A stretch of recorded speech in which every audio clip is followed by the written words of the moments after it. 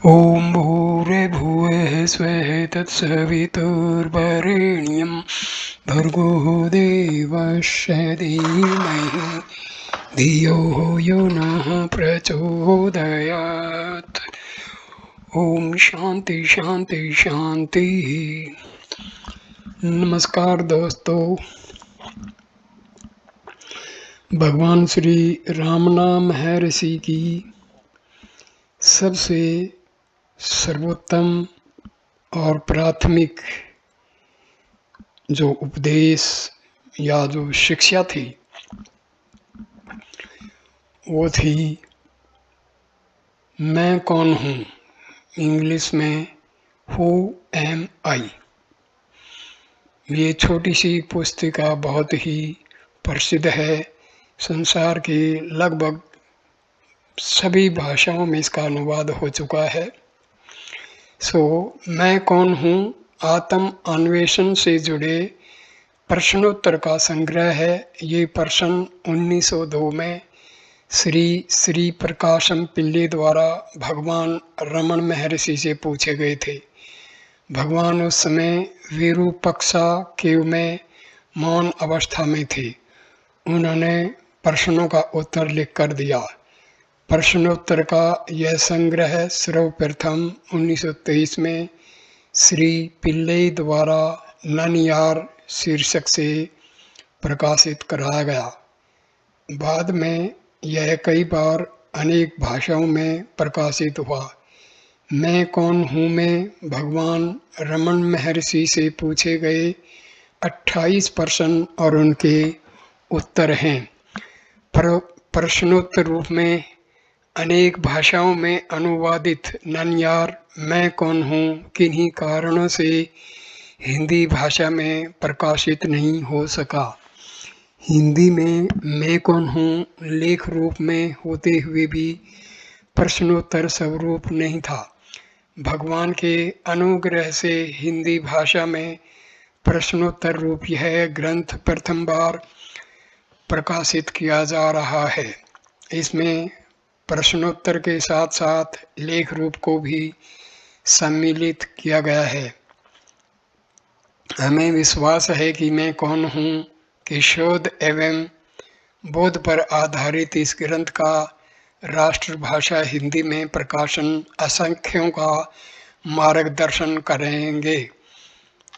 ये ऊपर की जो टिप्पणी है ये रामनाश्रम के अध्यक्ष वी.एस. रमणन जो महर्षि के पौत्र हैं का है।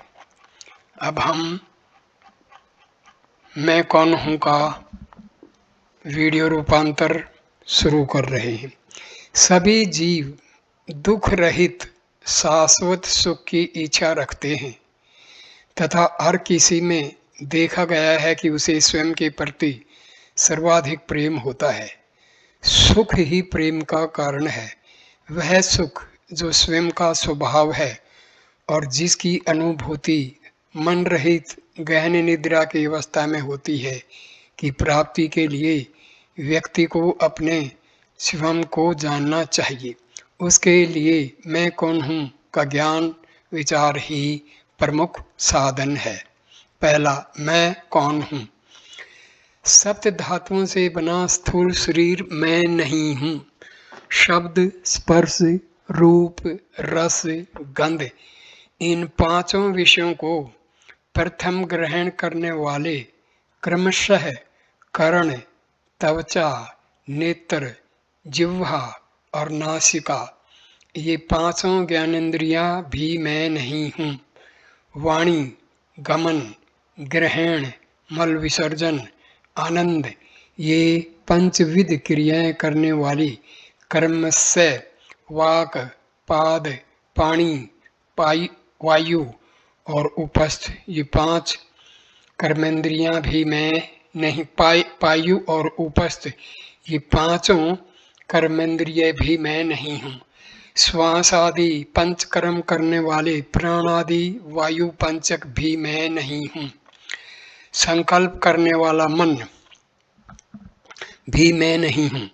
सर्व विषयों एवं सर्व कर्मों से रहित तथा केवल विषय वासनाओं से युक्त अज्ञान भी मैं नहीं हूँ। ये दूसरा पॉइंट है। सप्त धातु रस ये होते हैं: रस, रक्त, मांस, मज्जा, मेद, अस्थि और शुक्र। दूसरा, यदि मैं इनमें से कोई नहीं हूँ तो मैं कौन हूँ? उपरोक्त सभी को नेति नेति से निरस्त करने के बाद जो केवल चैतन्य बचता है वह मैं हूँ। तीसरा, उस चैतन्य का स्वरूप क्या है? चैतन्य का स्वरूप सच्चिदानंद है, सत्य चित आनंद। चौथा, स्वरूप का दर्शन कब होगा? ये चौथा प्रश्न है और महर्षि इसका उत्तर देते हैं। जब दृश्य जगत का लोप होता है तो स्वरूप का बोध होता है जो दृष्टा है।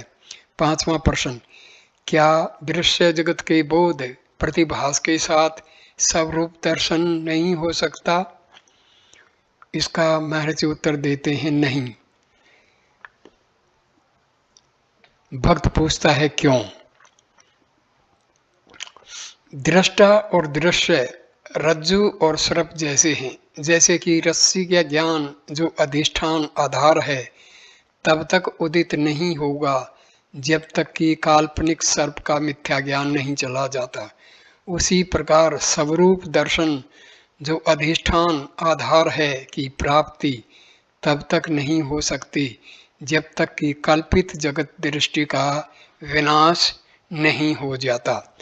सातवां प्रश्न, दृश्य जगत बोध का नाश कब होगा? महर्षि इसका उत्तर देते, मन जो सभी ज्ञान अनुभवों और समस्त कर्मों का कारण है कि लीन होने पर जगत का लोप हो जाएगा। आठवां प्रश्न, मन का स्वरूप क्या है?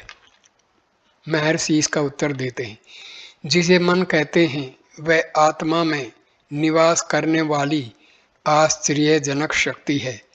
इसी से सभी विचार उदित होते हैं। विचारों के अतिरिक्त मन जैसी कोई चीज है ही नहीं, इसलिए विचार मन का स्वरूप है। विचारों के अतिरिक्त जगत का कोई अलग अस्तित्व नहीं है। गहन निद्रा में जब कोई विचार नहीं होता तब कोई जगत भी नहीं होता है। जागृत एवं स्वप्न की अवस्थाओं में जब विचार होते हैं तब जगत भी होता है। जैसे मकड़ी स्वयं जाल बुनती तथा पुनः उसे वापस खींच लेती है, उसी प्रकार मन जगत को प्रतिबिंबित करता है तथा पुनः स्वयं में शिथिल कर लेता है। मन जब स्वरूप के बाहर आता है तो जगत प्रकट होता है। इसलिए जब जगत प्रकट होता है तब स्वरूप प्रकाशित नहीं होता, और जब स्वरूप प्रकाशित होता है तब जगत प्रकट नहीं होता। जब कोई मन के स्वरूप की खोज करता है तो मन विलुप्त हो जाता है और आत्मा ही रह जाती है। निरंतर मन का अस्तित्व सदैव किसी स्थूल पर अवलंबित है। वह अकेला नहीं रह सकता। वह मन है जिसे सूक्ष्म शरीर या जीव कहते हैं।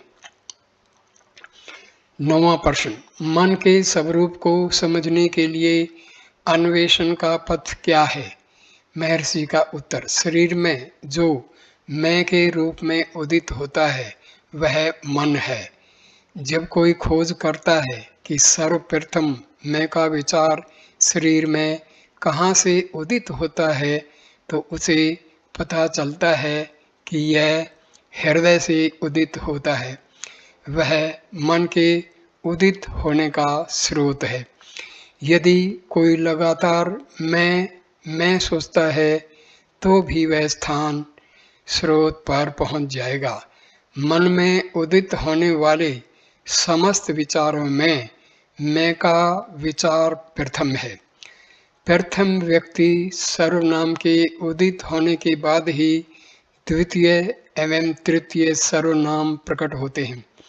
प्रथम व्यक्तिक सर्वनाम के बिना द्वितीय या तृतीय नहीं हो सकते।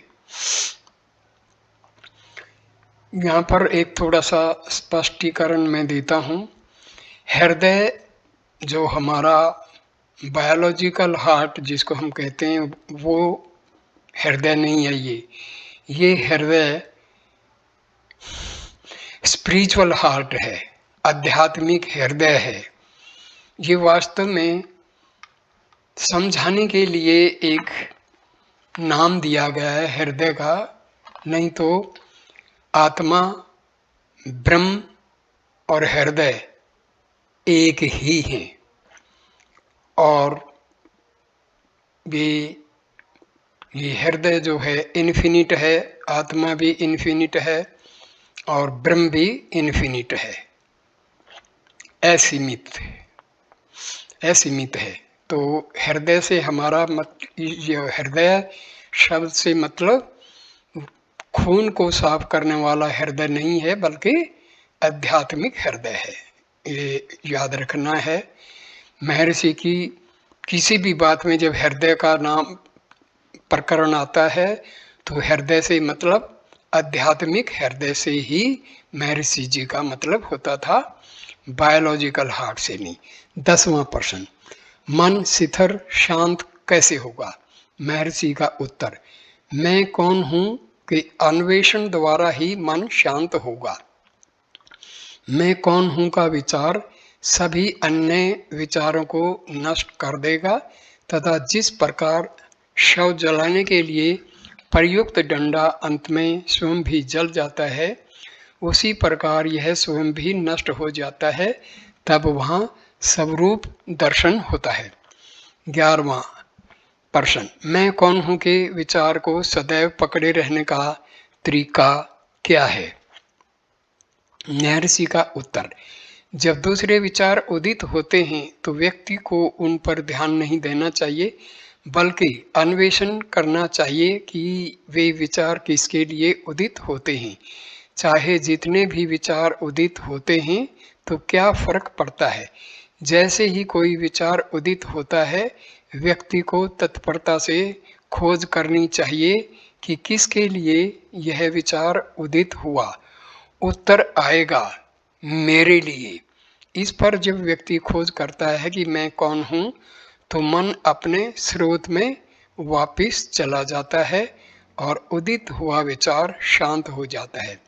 इसके बारंबार अभ्यास से मन अपने स्रोत में रहने की दक्षता विकसित कर लेता है।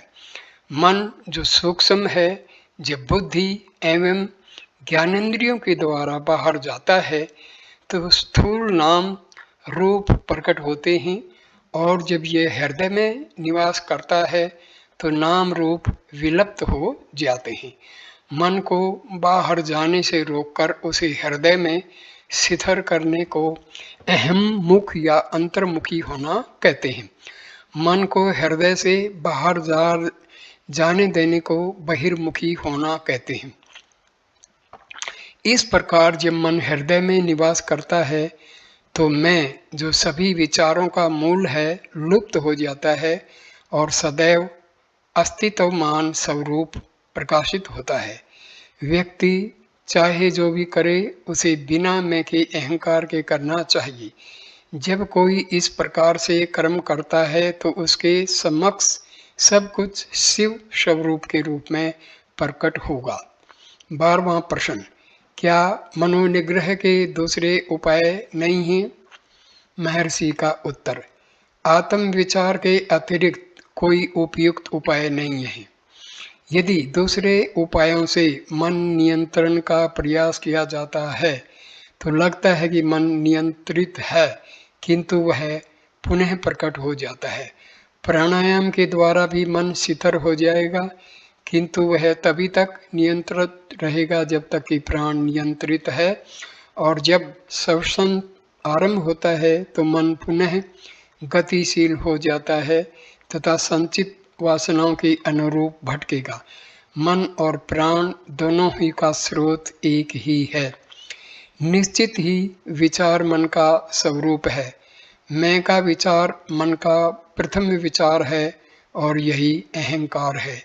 जहाँ से अहंकार उत्पन्न होता है वहाँ से श्वसन भी आरंभ होता है। इसलिए जब मन शिथिल होता है तो श्वास नियंत्रित हो जाता है, और जब श्वास नियंत्रित होता है तो मन शिथिल हो जाता है। किंतु सुषुप्ति में यद्यपि मन शिथिल रहता है किंतु श्वास नहीं रुकता है। यह ईश्वरीय इच्छा के कारण है, ताकि शरीर सुरक्षित रहे और लोग यह नहीं समझें कि यह मर गया है। जागृत एवं समाधि की अवस्थाओं में जब मन शिथिल हो जाता है तो श्वास नियंत्रित रहता है। प्राण मन का स्थूल रूप है। मृत्यु के क्षण तक मन प्राण को शरीर में रखता है। जब शरीर मर जाता है तो मन प्राण को साथ ले जाता है। इसलिए प्राणायाम का अभ्यास मनोनिग्रह में सहायक तो है, किंतु यह मन का नाश नहीं करता है। प्राणायाम की तरह मूर्ति ध्यान, मंत्र जप, आहार नियमन आदि मन को शिथिल करने में सहायक हैं। मूर्ति ध्यान एवं मंत्र जप से मन एकाग्र हो जाता है। मन का स्वभाव है सदा चंचल रहना। जैसे सदा हिलते रहने वाले हाथी की सूंड में यदि एक जंजीर दे दी जाए तो वह हाथी जैसे किसी दूसरी चीज को पकड़ने का प्रयत्न किए बिना उस जंजीर को ही पकड़े चलता रहता है। उसी प्रकार मन को भी किसी नाम या रूप ईश्वर के में अनुसक्त रहने के लिए अभ्यास से जोड़ा जाए तो वह उसी को ग्रहण किए रहेगा। मन जब असंख्य विचारों के रूप में फैलता है तो प्रत्येक विचार अत्यंत बलहीन होता है, किंतु विचारों के लीन लुप्त होते होते ही मन एकाग्र एवं बलवान हो जाता है। जैसे मन के लिए आत्म अन्वेषण सरल हो जाता है। सकल नियमों में श्रेष्ठ मित एवं सात्विक आहार है। इन नियमों के पालन से मन में सत्गुण की वृद्धि होती है, जो आत्म अन्वेषण में सहायक होगा। 13वां प्रश्न, समुद्र की लहरों की भांति संचित विषय वासनाओं के असीमित विचार प्रकट होते हैं, वे सब कब नष्ट होंगे? महर्षि का उत्तर, स्वरूप ध्यान तीव्र होते ही वे विचार कर्म से नष्ट हो जाएंगे। यहाँ स्वरूप ध्यान से मतलब है जब हमारी आत्मा के प्रति जो सजगता है, आत्मा के प्रति जो अवेयरनेस है, वो कंटिन्यूअसली जो है हम अटेंटिव हैं। मतलब हम आत्मा की तरफ फुल अटेंशन पे करते हैं, वही स्वरूप का ध्यान है। स्वरूप का मतलब आत्मा। 14वां प्रश्न, क्या आदिकाल से चली आ रही विषय वासनाओं का विनष्ट होना तथा स्वरूप मात्र बनकर रहना संभव है? महर्षि का उत्तर, यह संभव है या नहीं, संदेह को स्थान दिए बिना निरंतर स्वरूप ध्यान में सुदृढ़ रहना चाहिए। कोई चाहे कितना बड़ा पापी क्यों न हो, मैं तो पापी हूँ, मेरा उद्धार कैसे हो सकता है, यूं दीन हो प्रलाप न करते हुए मैं पापी हूँ के विचार को पूरी तरह त्याग कर यदि वह सतत स्वरूप ध्यान में संलग्न रहेगा तो निश्चित ही सफल होगा। शुभ मन और अशुभ मन ऐसे दो मन नहीं है, मन एक ही है। वासनाएं ही शुभ एवं अशुभ दो तरह की होती हैं। मन जब शुभ वासनाओं के वशीभूत होता है तब उसे शुभ मन कहते हैं, और जब अशुभ वासनाओं के वशीभूत रहता है तब वह अशुभ मन कहलाता है। पर पंच विषयों में मन नहीं लगाना चाहिए तथा उसे दूसरे के कार्यों में हस्तक्षेप नहीं करना चाहिए। दूसरे लोग कितने भी बुरे क्यों न हों, उनसे द्वेष नहीं करना चाहिए। राग द्वेष दोनों त्याज्य हैं। दूसरों को जो कुछ दिया जाता है वह सब अपने आप को दिया जाता है। इस सत्य को जान लेने के बाद भला कौन दूसरों को नहीं देना चाहेगा। अहंता के उदित होने से सब कुछ उदित होगा, अहंता के विलीन होने से सब कुछ विलीन हो जाएगा। हम जितना अधिक विनम्र हो आचरण करेंगे उतना ही अधिक हमारा हित होगा।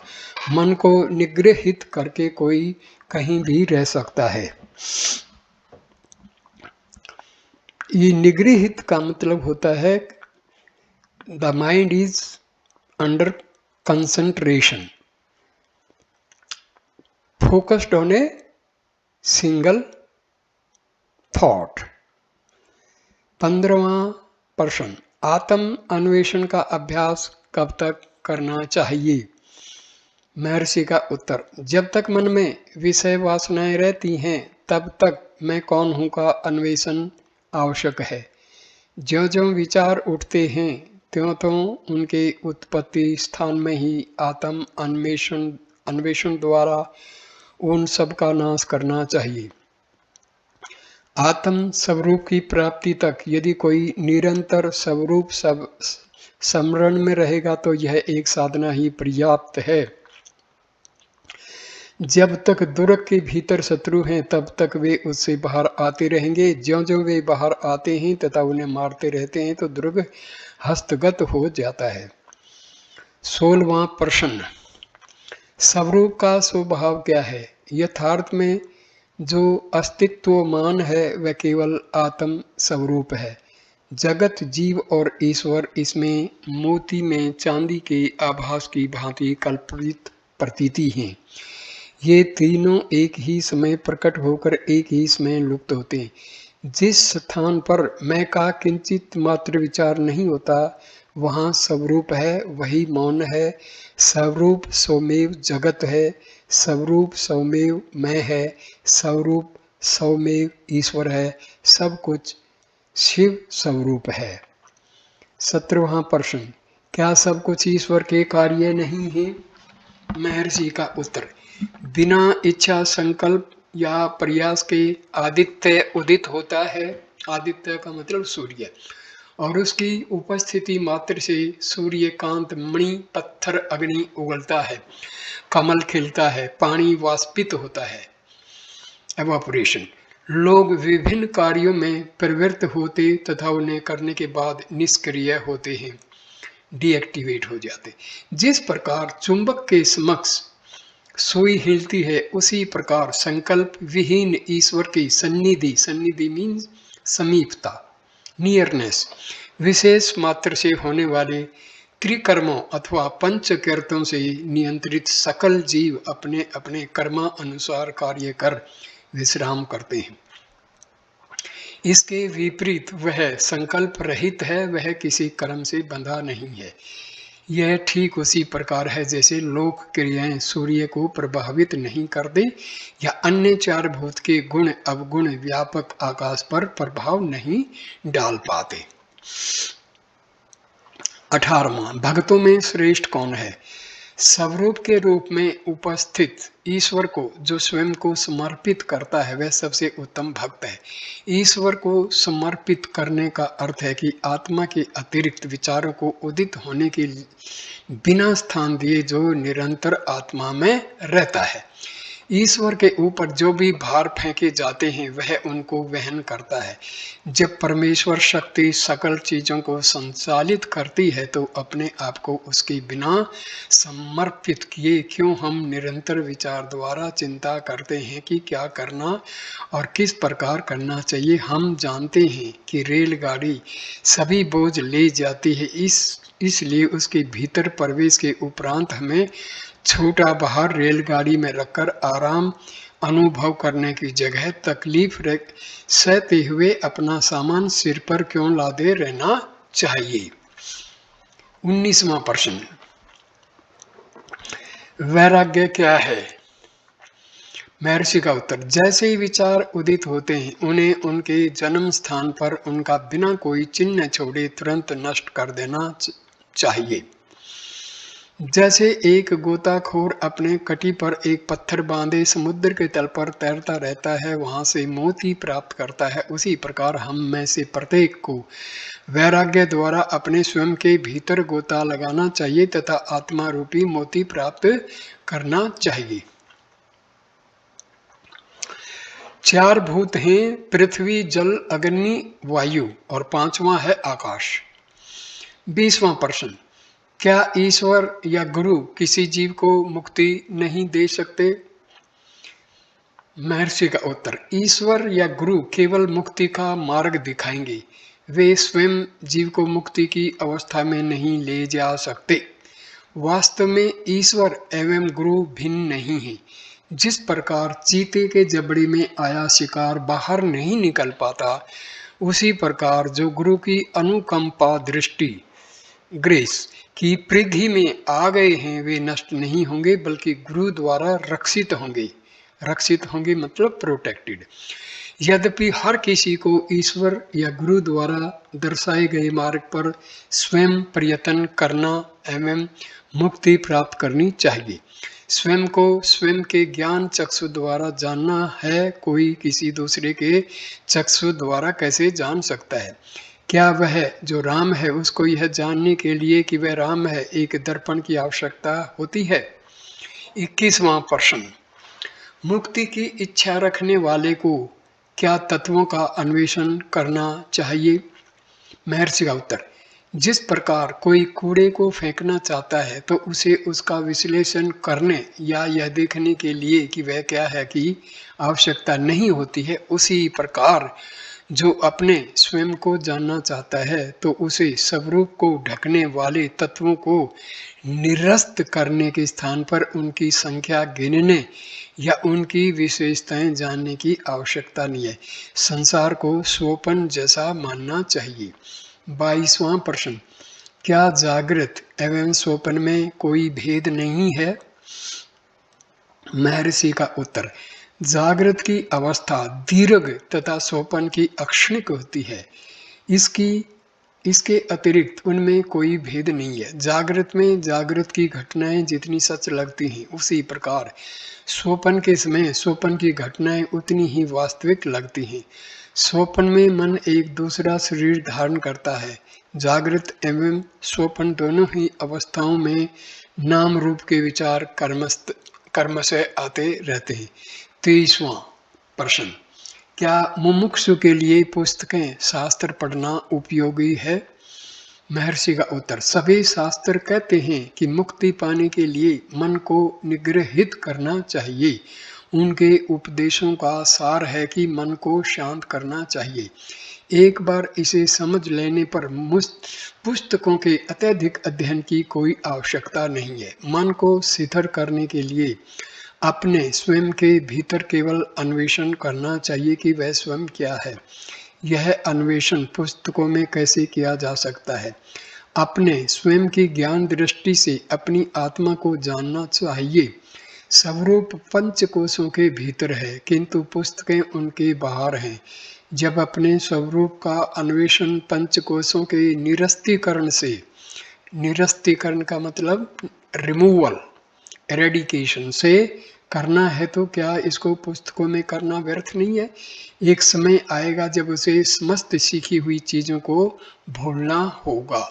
5 कोश हैं, अन्नमय कोश, प्राणमय कोश, मनोमय कोश, विज्ञानमय कोश और आनंदमय कोश। 24वां प्रश्न, सुख क्या है?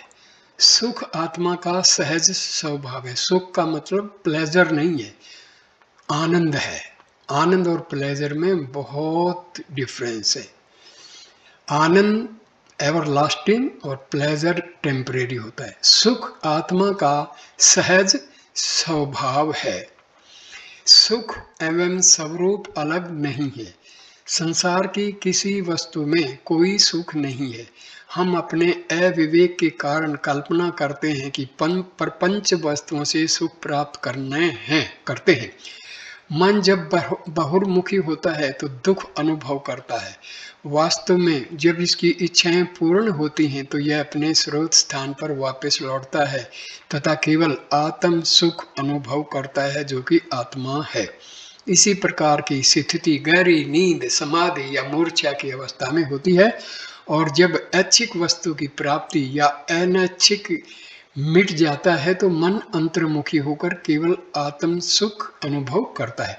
किंतु इस प्रकार मन बिना आराम के निरंतर विचलित रहता, क्रमशः आत्मा के बाहर जाता, पुनः इसमें वापस लौटता है। पेड़ के नीचे छाया सुखकर लगती है जबकि खुले स्थान की गर्मी सहन नहीं होती। एक जो सूर्य की तपिश में छाया छोड़कर भटकता है तथा वापस छाया में लौटता है, अविवेकी है। एक विवेकी व्यक्ति स्थायी रूप से छाया में रहता है।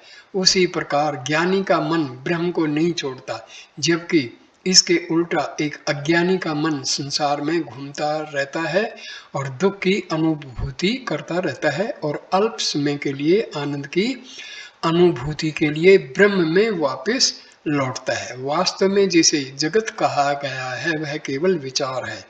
जब जगत विलुप्त होता है, जब कोई विचार नहीं रहता है तो मन आनंद की अनुभूति करता है और जब जगत प्रकट होता है तो उसे दुखों की अनुभूति होती है। 25वां प्रश्न, ज्ञान दृष्टि क्या है? मौन रहना ज्ञान दृष्टि है। मौन रहने का अर्थ मन को आत्म स्वरूप में लीन करना है। यह अवस्था ही ज्ञान दृष्टि कहलाती है। दूसरों के विचार पढ़ना या जानना, भूत भविष्य एवं वर्तमान का त्रिकाल ज्ञान, दूर देशों के पदार्थों को जानना या ग्रहण करना, इन सब को कभी ज्ञान दृष्टि नहीं कहा जा सकता। 26वां, वैराग्य तथा ज्ञान के बीच क्या संबंध है? महर्षि का उत्तर, वैराग्य स्वयं ज्ञान है। वैराग्य एवं ज्ञान अलग नहीं है, वस्तुतः दोनों एक हैं। वैराग्य आत्मा से मन को किसी वस्तु की ओर जाने से रोकता है। ज्ञान का अर्थ आत्मा के अतिरिक्त किसी वस्तु का प्रकट न होना है। दूसरे शब्दों में किसी अन्य चीज में प्रवृत्त न होना वैराग्य है। स्वरूप का कभी परित्याग नहीं करना चाहिए। यहाँ थोड़ा सा मैं इसको परिभाषित करता हूँ। से ज्ञान, हम अपनी आत्मा को और परमात्मा को जाने, ये वास्तव में ज्ञान कहलाता है। पढ़ाई के विषय हैं जैसे केमिस्ट्री है, बायोलॉजी है, हिस्ट्री है, ज्योग्राफी है, ये सब सेकुलर नॉलेज है। वास्तव में जिसको हम ज्ञान कहते हैं वो आत्मा परमात्मा का जो ज्ञान है, अपने स्वरूप का जो ज्ञान है, वही वास्तव में ज्ञान है। 27वां प्रश्न, अन्वेषण एवं ध्यान में क्या भेद है? महर्षि का उत्तर, स्वयं की आत्मा में मन को स्थित करना अन्वेषण है। हम स्वयं ब्रह्म हैं, सच्चिदानंद हैं का निरंतर भाव ध्यान है। 28वां प्रश्न, मुक्ति क्या है? महर्षि का उत्तर, बंधन में पड़े अहम का अन्वेषण करना तथा बंधन से मुक्त अपने स्वयं के यथार्थ स्वरूप को जानना मुक्ति है।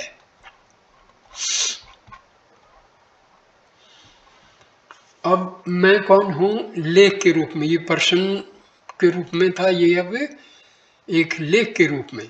सकल जीव दुख विहीन हो सदैव सुखी रहना चाहते तथा सबको अपने आप से सर्वाधिक प्रेम है, जो इस तथ्य के कारण है कि सुख उनकी वास्तविक प्रकृति है। इसलिए सुख जो स्वभाव है तथा जिसकी अनुभूति मन विहीन निद्रा में प्रतिदिन होती है, उसको पाने के लिए अपने आप को जानना आवश्यक है।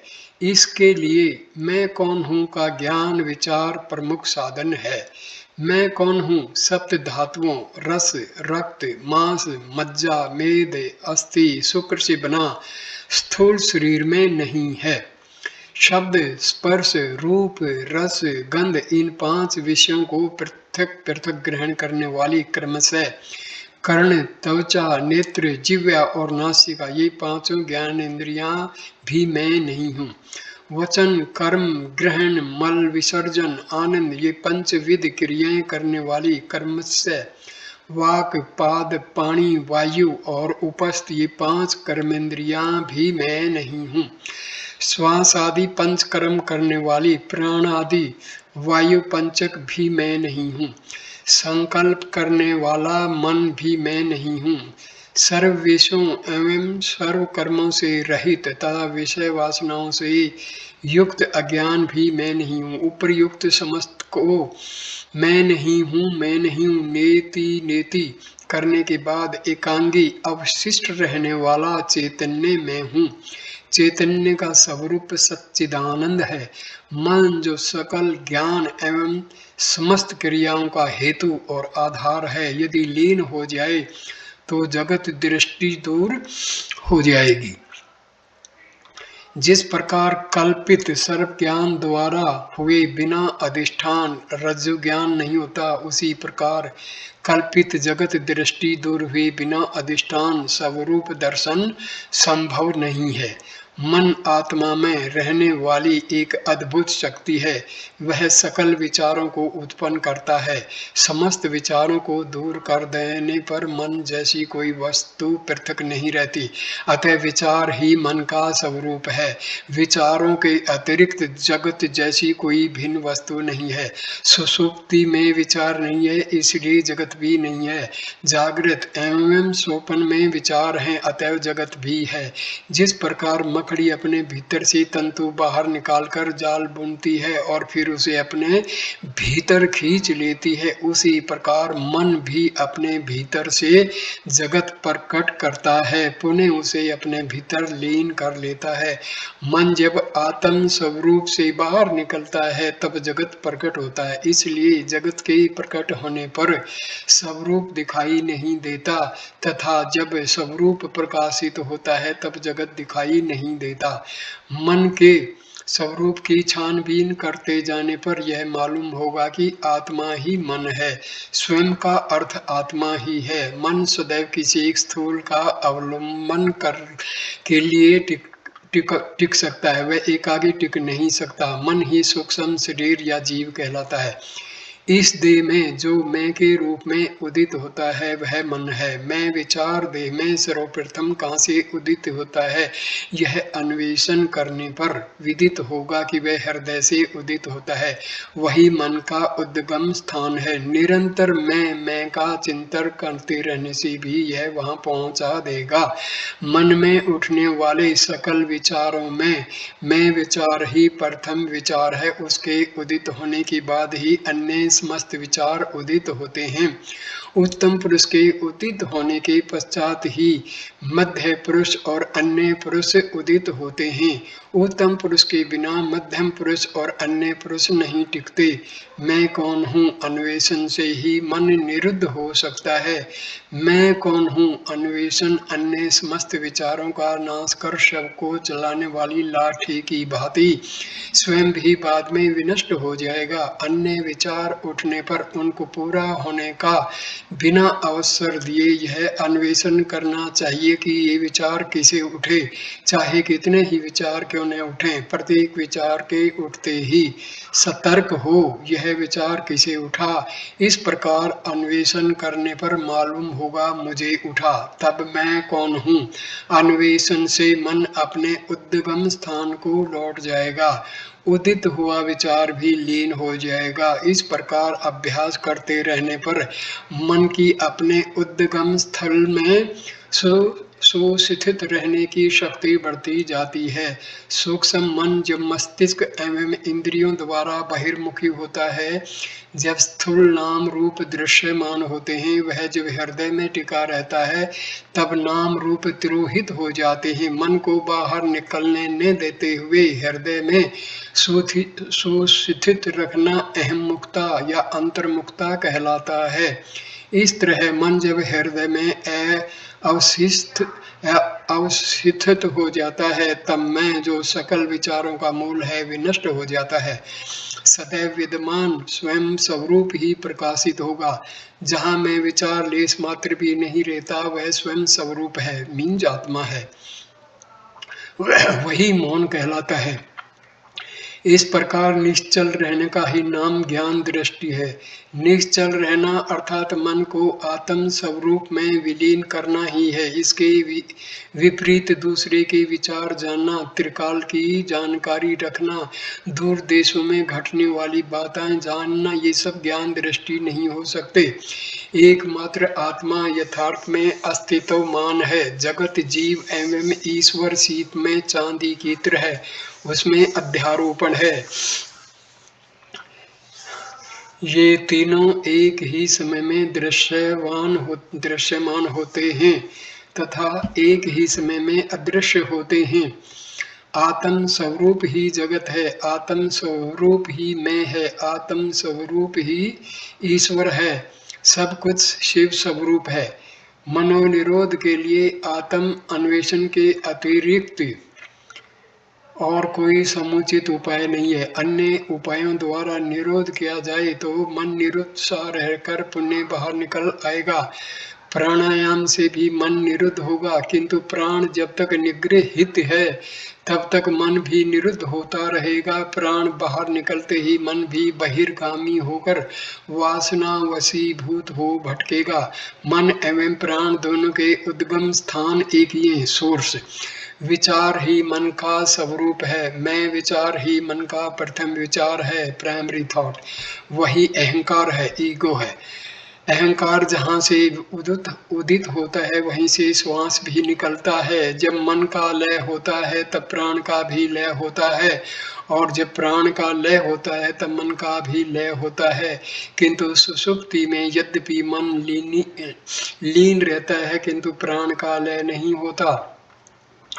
देह की रक्षा हेतु तथा देह मर तो नहीं गई है, यह संदेह दूसरों को न हो, इसलिए ईश्वर की ऐसी नियति है। जागृत एवं समाधि में जब मन लीन होता है तब प्राण भी लयगत होता है।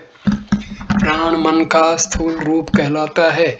मृत्यु के समय तक मन प्राण को शरीर में टिकाए रखता, शरीर के मरते समय उसे हर ले जाता है। अतः प्राणायाम मनो निरोध में सहायक है, किंतु वह मनोनाश नहीं करेगा। प्राणायाम की तरह मूर्ति ध्यान, मंत्र जप और आहार नियम भी मनोनिरोध में सहायक हैं।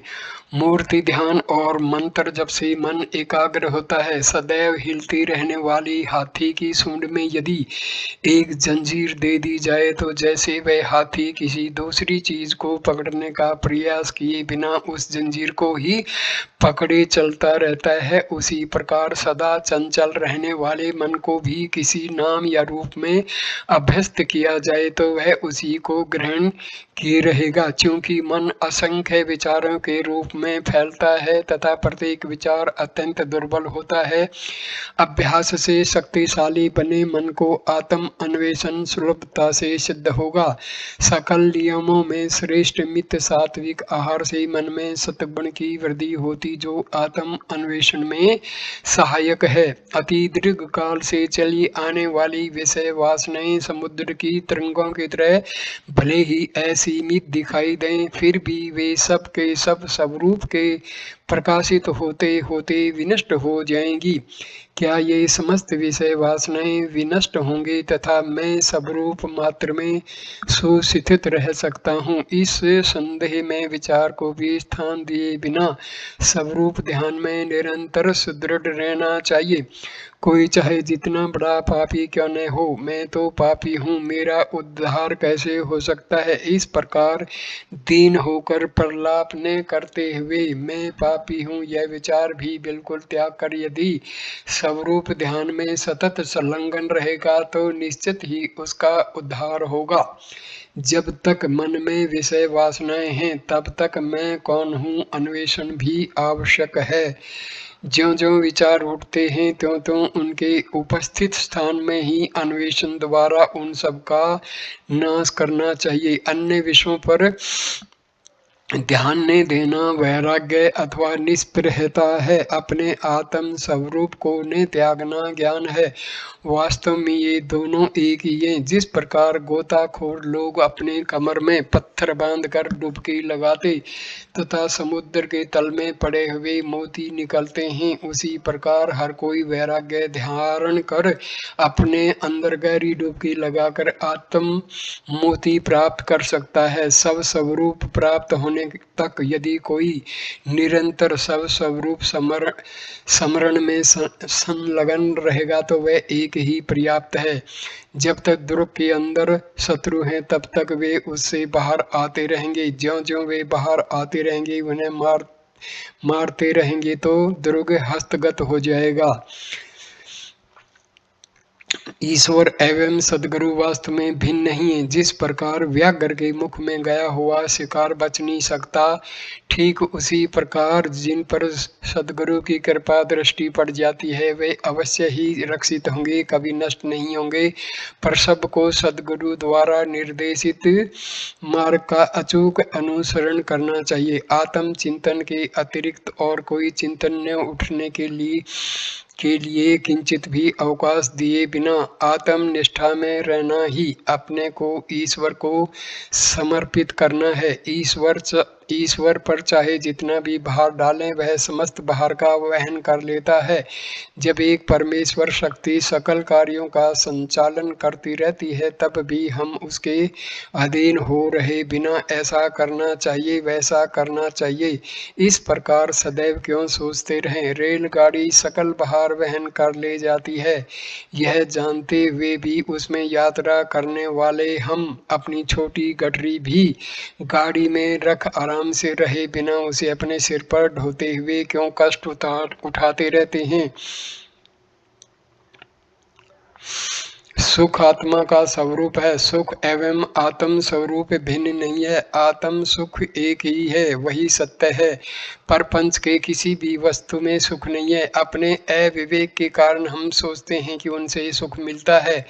मन जब बाहर निकलता है तब दुख का अनुभव करता है। वास्तव में जब कभी हमारे विचार पूर्ण होते हैं तब वह अपने उद्गम स्थान पर लौटकर आत्म सुख का ही अनुभव करता है। उसी प्रकार सुषुप्ति, समाधि और मूर्छा के समय तथा इच्छित वस्तु की प्राप्ति होने पर और अनैच्छिक के दूर होने पर भी मन अंतर्मुखी हो आत्म सुख का ही अनुभव करता है।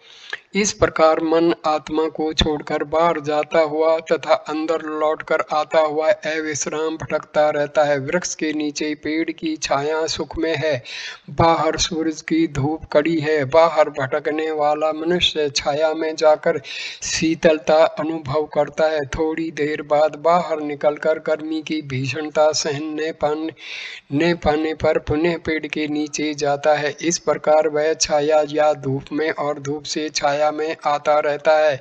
ऐसा करने वाला अविवेकी है, किंतु विवेकी छाया छोड़कर नहीं जाता।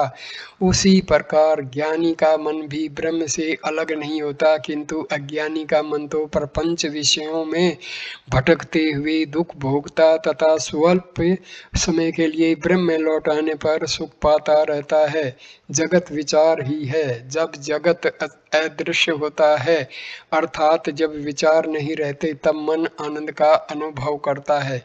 जब जगत दृश्यमान होता है तब वह दुख भोगता है। जिस प्रकार किसी इच्छा, संकल्प या प्रयास के बिना उदित सूर्य के सानिध्य मात्र से सूर्यकांत मणि आग उगलती है, कमल खिलता है, जल वाष्पित होता है। जगत के लोग अपने कार्यों में प्रवृत्त हो उन्हें करके निष्क्रिय होते हैं और जैसे चुंबक के सम्मुख सुई हिलती है उसी प्रकार संकल्प रहित ईश्वर के सन्निधान मात्र से होने वाले त्रिकर्मों अथवा पंचकृत्यों से नियंत्रित सकल जीव अपने अपने कर्मानुसार कार्य कर विश्रांत करते हैं। इसके विपरीत वह संकल्प रहित नहीं है, कोई भी कर्म उसे नहीं लगता। ठीक उसी प्रकार जैसे सांसारिक क्रम सूर्य को स्पर्श नहीं करते और अन्य चतुर्भुजों के गुण अवगुण व्यापक आकाश को नहीं छूते, क्योंकि सभी शास्त्रों में यह कहा गया है कि मुक्ति पाने हेतु मनोनिग्रह करना चाहिए। यह जानने के बाद कि मनोनिग्रह ही सकल शास्त्रों का अंतिम उपदेश है, शास्त्र ग्रंथों का अपरिमित रूप से अध्ययन करते रहने का कोई प्रयोजन नहीं है। मनोनिग्रह करने के लिए मैं कौन हूँ के द्वारा अपना अन्वेषण करना चाहिए। शास्त्र ग्रंथों में यह अन्वेषण कैसे किया जा सकता है? अपने आप को अपने ज्ञान चक्षु से जानना चाहिए। क्या राम को मैं कौन हूँ जानने के लिए दर्पण की आवश्यकता है? अहम पंचकोशों के भीतर है, शास्त्र ग्रंथ तो उनके भीतर है। अतः अपने को जिसका अन्वेषण पंचकोशों को भी दूर किया जाना चाहिए, शास्त्र ग्रंथ में ढूंढना व्यर्थ ही है। बंधन में पड़ा हुआ मैं कौन हूँ खोज द्वारा अपने यथार्थ स्वरूप को जान लेना ही मुक्ति है। सदा सर्वदा मन को आत्मा में सुस्थित रखना ही आत्म अन्वेषण कहलाता है। ध्यान में अपने को सच्चिदानंद की भावना करना है। जो कुछ सीखा गया है वह सब एक दिन भूलना होगा। यदि कोई बाहर फेंकने योग्य एकत्रित कूड़ा करकट की जांच करने लगे तो वह जिस प्रकार बेकार है, ठीक उसी तरह कोई व्यक्ति जिसे अपने को जान लेना चाहिए, अपने को आवृत किए हुए सकल तत्वों को एक साथ दूर किए बिना यदि उनकी गणना करता है या उनके गुण को विवेचन करता है तो वह व्यर्थ है। प्रपंच को एक स्वरूप जैसा मानना चाहिए। जागृत दीर्घ है और स्वप्न अक्षणिक है, इसके अतिरिक्त इनमें कोई भेद नहीं है। जागृत में होने वाले व्यवहार जितने वास्तविक मालूम होते हैं, स्वप्न में होने वाले व्यवहार भी उसी तरह उतने ही वास्तविक दिखाई देते हैं।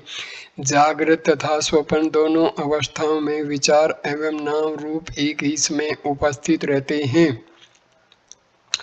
शुभ मन और अशुभ मन दो नहीं है, मन एक ही है। वासनाएं ही शुभ एवं अशुभ दो प्रकार की होती हैं। मन जब शुभ वासनाओं के वशीभूत होता है तब वह शुभ मन, तथा अशुभ वासनाओं के वशीभूत रहता है तब वह अशुभ मन कहलाता है। दूसरे लोग चाहे जितने भी बुरे दिखाई दें फिर भी उनसे घृणा नहीं करना चाहिए। राग एवं द्वेष दोनों ही बुरे हैं। प्रपंच विषयों में मन अधिक नहीं लगाना चाहिए। जहाँ तक हो सके दूसरे के कार्य में हस्तक्षेप नहीं करना चाहिए। दूसरों को जो कुछ दिया जाता है वही अपने को भी दिया जाता है। यह सत्य जान लेने पर कौन दूसरों को दिए बिना रहेगा। अहंता उदित होने पर सब कुछ उदित होगा, अहंता लीन होने पर सब कुछ विलीन हो जाएगा। हम जितना अधिक विनम्र हों आचरण करते हैं उतना ही अधिक हमारा मन होगा। यदि मन निग्रहित किए रहें तो चाहे कहीं भी रह सकते हैं। तो ये वीडियो यहाँ पर पूर्ण होता है। मैं इसको यहाँ विराम देता हूँ।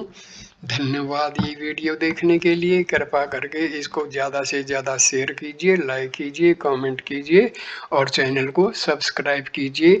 मैं इसका इंग्लिश वर्जन भी जो है वीडियो बना रहा हूँ ताकि आप दोनों देख के पूर्ण रूप से इसको समझ सकते हैं, क्योंकि मैं देख पा रहा हूँ हिंदी की जो शब्दावली है काफ़ी कठिन सी है। कुछ लोग पढ़ तो पाते हैं, सुन तो पाते हैं, लेकिन कुछ कुछ शब्दों का अर्थ उनको समझ में नहीं आता है।